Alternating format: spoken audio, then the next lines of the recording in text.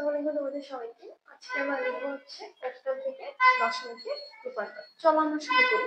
দেখো, যেভাবে আমরা আগে বাইনারি এটা করতাম সেভাবে অক্টাল থেকে দশমিকে রূপান্তর করব। সেক্ষেত্রে আমাদের কি করতে হবে?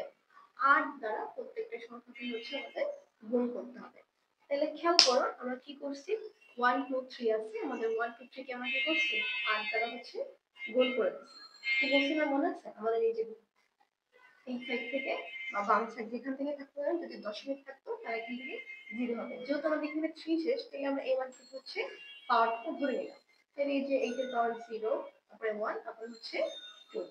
এরপরে জাস্ট আমাদের সিম্পল ক্যালকুলেশনটা 8 এর উপরে স্কয়ার, 8 এর উপরে স্কয়ার তাহলে আমরা কি জানি 8 এর বর্গ হচ্ছে কত? 64। এটা হচ্ছে আমাদের 64। আবার 8 এর উপরে পাওয়ার 1 মানে কি 8, তার সাথে 2 গুণ করলে হচ্ছে আমরা কি পাই 16। আর এই যে এটা 8 টু দি পাওয়ার 1, এটা মানে হচ্ছে কি 1। ঠিক আছে, এটা মানে হচ্ছে কি আমাদের 1। তাহলে 3 একে হচ্ছে 3, এই যে হচ্ছে আমাদের 3। এরপর শুধু আমরা কি করছি, শুধু তিনটা সংখ্যা যোগ করে আমরা কি পাইছি 83 পাইছি। 83 হচ্ছে কি আমাদের দশমিকটা মান। ঠিক আছে।